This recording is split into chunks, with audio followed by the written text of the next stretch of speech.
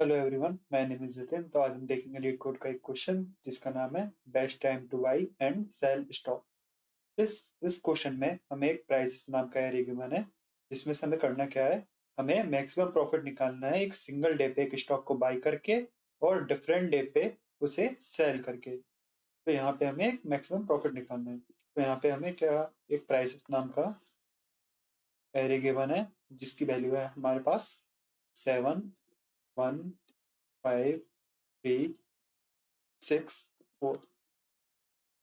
तो पहले हमें इस क्वेश्चन में क्या गिवन है, हमें एक सिंगल डे पे कोई यहाँ पे स्टॉक या फिर कोई वैल्यू पिक करनी है। लाइक मैंने यहाँ पे पिक किया 1, तो मैं अब इसे 5 पे सेल कर सकता हूँ। तो इन दोनों के बीच का प्रॉफिट क्या हुआ, +4। अगर मैंने 1 पे बाई किया तो मैं 3 पे सेल कर सकता हूँ, इसका प्रॉफिट है +2। अगर मैंने 1 पे बाई किया तो मैं 6 पे सेल कर सकता हूँ, इसका प्रॉफिट है +5।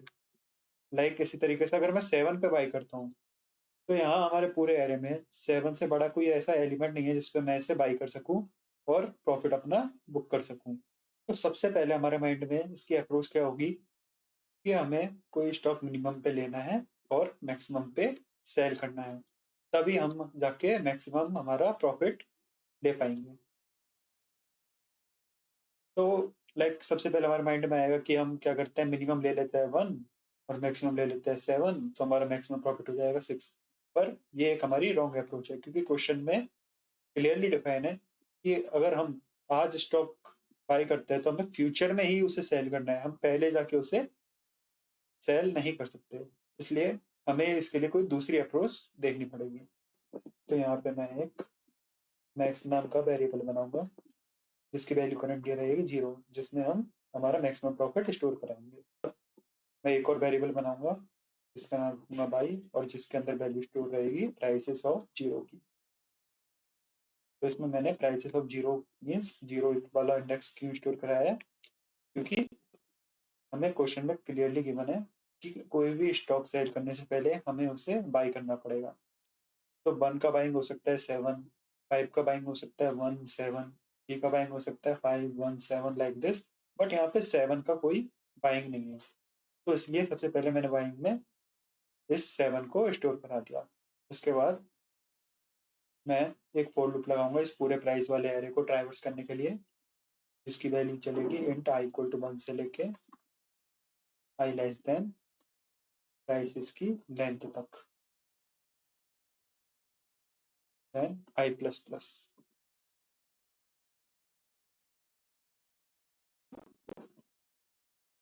देन उसके बाद हम चेक करेंगे, लाइक यहाँ पे हमारा एरे 7, 1, 5, 3, 6, 4 है। अगर हमारे बाई की वैल्यू, यदि हमारी बाई की वैल्यू बड़ी होती है प्राइसेस ऑफ आई से, मीन्स अगर 7 की वैल्यू अगर ग्रेटर देन है 1 से, तो इस कंडीशन में क्या करेंगे, हमें बाई की वैल्यू अपडेट करनी पड़ेगी क्योंकि हमें यहाँ पे मैक्सिमम प्रॉफिट निकालना है।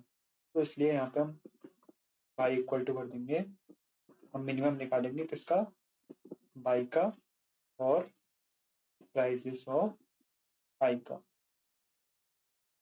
अगर इसकी अपोजिट कंडीशन है, लाइक हमारा प्राइसेस ऑफ आई यदि बड़ी होती है बाई से, मीन्स अगर हमारा बाई स्मॉल है लाइक बाई 1 है और प्राइसेस ऑफ वाई है 5, तो हमारे इसका बीच का प्रॉफिट होगा +4। तो इस कंडीशन में हम यहाँ पे मैक्सिमम में हमारा मैक्सिमम निकालेंगे, max comma prices of I minus by करके। तो हम इस क्वेश्चन को ड्राई रन करके देखेंगे और हम यहाँ पे नीचे फॉर लूप के बाद रिटर्न कर देंगे मैक्स को। तो यहाँ पर अब हम इस क्वेश्चन को ड्राई रन करके देखेंगे। यहाँ पे हम लिख लेते हैं मैक्स, यहाँ पे हम लिख लेते हैं बाई, देन यहाँ पे लिख लेते हैं हम आई। करंटली मैक्स की वैल्यू है 0, बाई की वैल्यू है 7 और यहाँ पे अब हम आई की वैल्यू को लेंगे 1। अब हम चेक करेंगे आई की वैल्यू 1 पे क्या हमारा बाई बड़ा है प्राइजेस ऑफ 5 से, मीन्स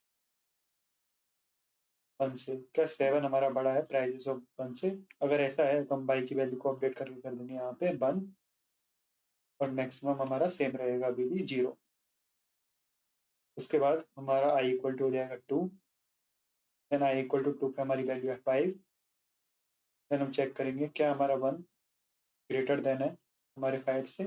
अगर ऐसा नहीं है तो हम यहाँ पे करेंगे 5 माइनस 1, जो हमारा प्रॉफिट आएगा 4। तो मैक्स की वैल्यू अपडेट होकर हो जाएगी 4, और बाई की वैल्यू भी अभी भी रहेगी हमारी 1।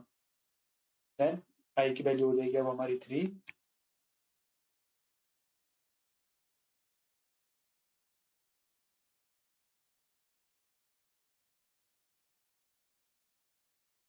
तो प्राइसेस ऑफ 3 है हमारा 3। यहाँ पे हम चेक करेंगे क्या हमारा बाई की वैल्यू बड़ी है 3 से। अगर ऐसा नहीं है तो यहाँ पे अब हम 3 माइनस 1 करेंगे, जो होगा हमारा 2। तो करंटली हमारा मैक्सिमम 4 ही है, तो अभी 4 ही रहेगा और हमारी बाई की वैल्यू भी सेम रहेगी। देन आई की वैल्यू इंक्रीज होके होगी 4। देन प्राइजेस ऑफ 4 पे हमारी वैल्यू है 6। तो हम चेक करेंगे क्या हमारा बाई 6 से बड़ा है। अगर ऐसा नहीं है तो हम यहाँ पे 6 माइनस 1 करेंगे, जो आएगी 5। तो हमारा न्यू मैक्सिमम आ गया अब 5, और हमारी बाई की वैल्यू भी अभी सेम ही रहेगी। देन हम आई को बढ़ा के करेंगे 5। तो प्राइजेस ऑफ 5 हमारा है 4। तो हम चेक करेंगे क्या हमारा 4 बड़ा है, मीन्स क्या हमारा 1 बड़ा है 4 से। ऐसा नहीं है, इसलिए हम 4 माइनस 1 करेंगे, जो आएगी हमारी 3।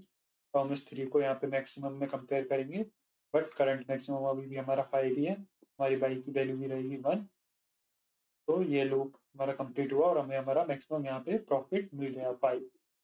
तो इस क्वेश्चन की टाइम कॉम्प्लेक्सिटी है वो है big of n, and space complexity है वो है बिग ऑफ 1।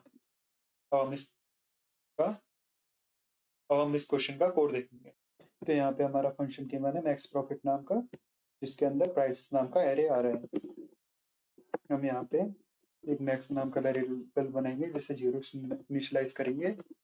एक बनाएंगे हम बाई नाम का वेरिएबल जिसे हम प्राइसेस ऑफ 0 से इनिशियलाइज करेंगे। देन हम एक चलाएंगे फॉर लूप जो चलेगा हमारा इंट आई इक्वल टू 0 से लेके आई लेस देन प्राइसेस की लेंथ तक, और ये इंक्रीज होता रहेगा प्लस प्लस।